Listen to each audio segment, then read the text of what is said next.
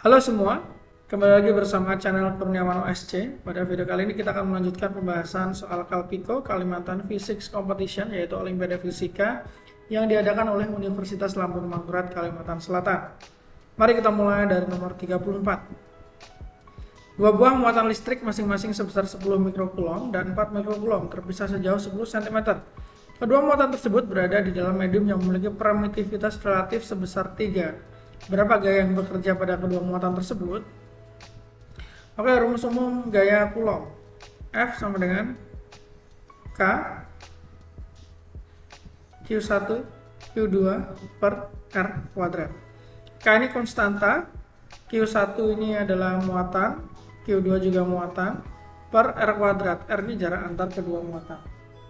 Kemudian, di sini ada istilah permitivitas relatif sebesar 3. Nah, kalau rumus yang seperti ini adalah rumus ketika dia berada di ruang hampa, alias permitivitas relatifnya 1. Nah, kalau permitivitas relatifnya 3 itu bagaimana? Kita perlu modifikasi dikit rumus ini, jadi seperti ini. Ini awalnya K sendiri, sekarang ada K per KR, kali Q1, Q2 per R kuadrat. Nah, KR ini yang disebut dengan permitivitas relatif, yaitu 3. Nanti kita masukkan nilai 3-nya ya. Nah, langsung aja dari sini kita masukkan angka-angkanya. K itu konstanta, 9 kali 10 pangkat 9 per KR-nya diketahui di soal adalah 3. Kemudian Q1 ini 10 mikrokulom, 10 kali 10 pangkat -6 kita jadikan kulom ya. Dikalikan Q2 4 mikrokulom, sama kita jadikan kulom, jadi dikali 10 pangkat -6 per R, jaraknya antar muatan adalah 10 cm, kita jadikan meter, jadinya 0,1 kuadrat. Nah, dari sini kita bisa menghitung gaya yang dialami oleh kedua muatan adalah 12 Newton. Jawabannya adalah yang E. Nomor 35. Pengertian yang benar tentang relativitas khusus adalah, yang benar ya kita carinya ya, bukan merupakan teori dalam ilmu fisika, ya jelas dia teori, berarti ini salah. Prinsip-prinsip fisika bersifat absolut menurut kerangka acuan, dan kecepatan cahaya bersifat absolut, ini benar. Nah, ini harusnya jawabannya adalah B. Kalau C itu integrasi teori gravitasi dan teori relativitas, salah. Kalau ada gravitasinya dia jadinya relativitas umum, bukan khusus. Ruang dan waktu bersifat mutlak, salah, waktu relatif.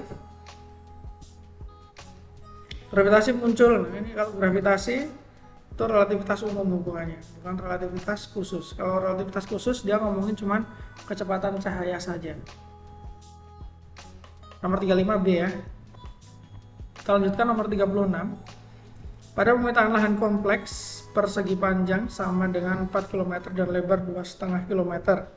Luas lahan bila diukur dari udara dengan kecepatan pesawat pengukur 0,6 C, searah panjang lahan adalah, ini kita coba tampak atas ya. Ini panjangnya awalnya 4 km, lebarnya 2,5 km. Ini kalau diamati oleh pengamat yang diam. Kalau diamati oleh pengamat yang bergerak dengan kecepatan mendekati kecepatan cahaya, maka salah satu sisinya akan mengalami kontraksi ya. Kalau diamatinya oleh pesawat dengan arah yang segaris dengan panjang, berarti kan panjang itu yang 4 km-nya, maka panjangnya akan menciut, tapi lebarnya tetap sama, 2,5 km. Ini panjangnya nih masih tanda tanya gitu ya. Nah, sehingga kita perlu menghitung dulu L-nya sebelum kita menghitung luasnya. Untuk menghitung L yang diamati oleh pesawat dengan kecepatan 0,6 C, kita bisa menggunakan kontraksi panjang, di mana L sama dengan L0 akar 1 minus V kuadrat per C kuadrat. L0 itu yang ini, 4 km, panjang yang diamati oleh pengamat yang diam. 1 min V, V-nya 0,6 C.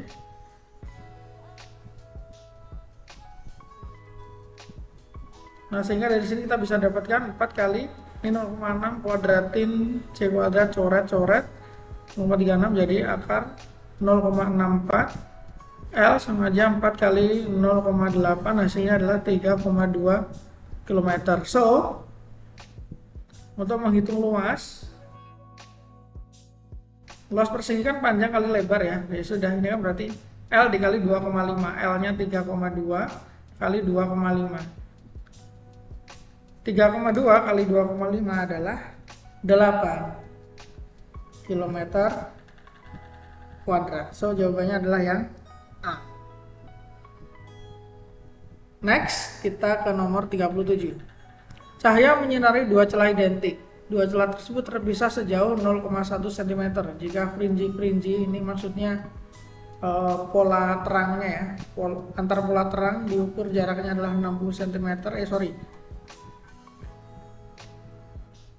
Oh ini, frinji terang terpisah sejauh 0,048 cm. Berarti pola terang, antar pola terang itu terpisah sejauh 0,048 cm. Diukurnya layar dengan sumber cahayanya adalah 60 cm. Yang ditanya panjang gelombang cahaya. Ini rumusnya adalah seperti ini teman-teman. Langsung aja ya kita ke rumusnya ya. D dikali P per L sama dengan lambda. Apa itu D? D ini adalah jarak antar celah.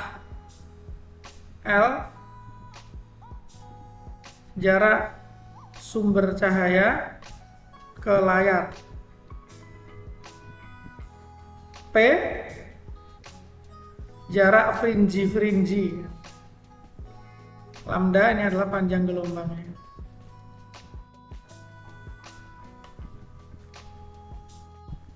Sehingga kalau kita masukkan D itu jarak antar celah 0,1, P ini jarak antar frinji terang yaitu 0,048, L itu adalah jarak antara sumber dengan layar 60 cm sama dengan lambda. Oh ya sudah, ini lambdanya udah ketemu ya berarti. 0,1 dikali 0,048 dibagi dengan 60, hasilnya adalah 8 kali 10 pangkat min 5 cm.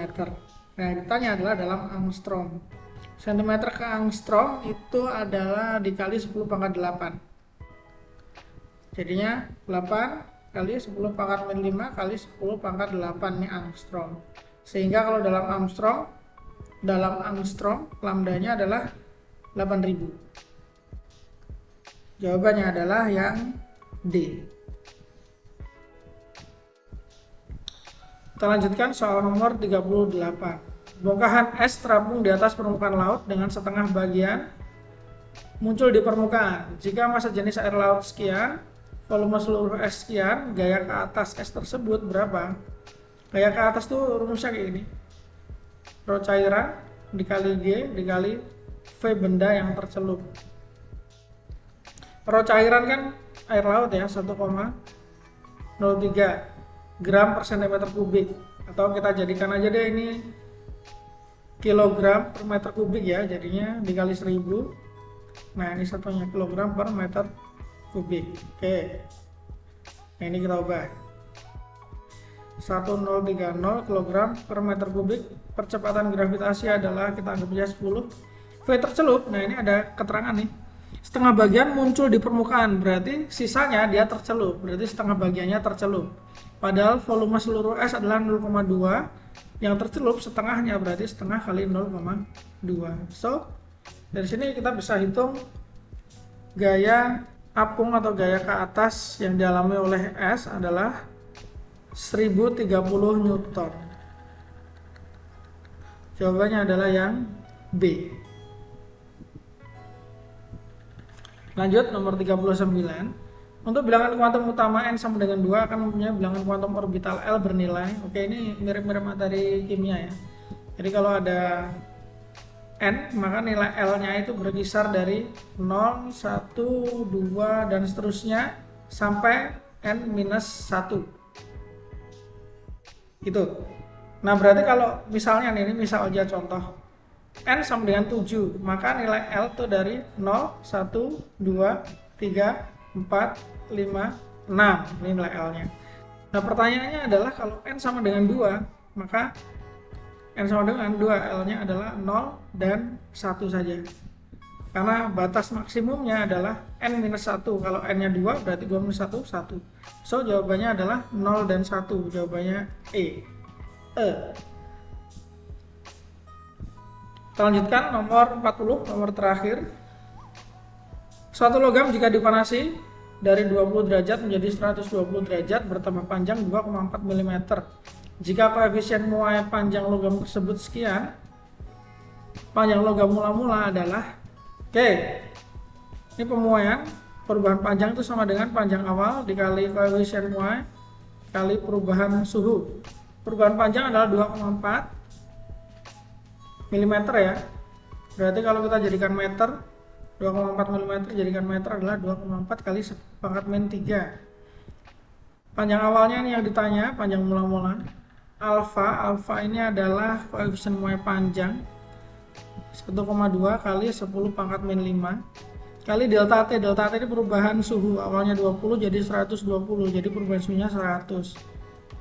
Oke, dari sini kita bisa dapat nilai L0 adalah 2,4 kali 10⁻³ per 1,2 kali 10⁻⁵ kali 100. Ini berarti bisa dicoret, sisa 2, ini coret lagi, hilang 100-nya, jadi 2,4 per 1,2. L0 nya panjang mula-mulanya adalah 2 meter satuannya, berarti jawabannya adalah yang B. Oke, sampai sini dulu pembahasan soal Kalpiko penyisihan tahun 2024. Thank you sudah menonton. See you on the next video. Bye.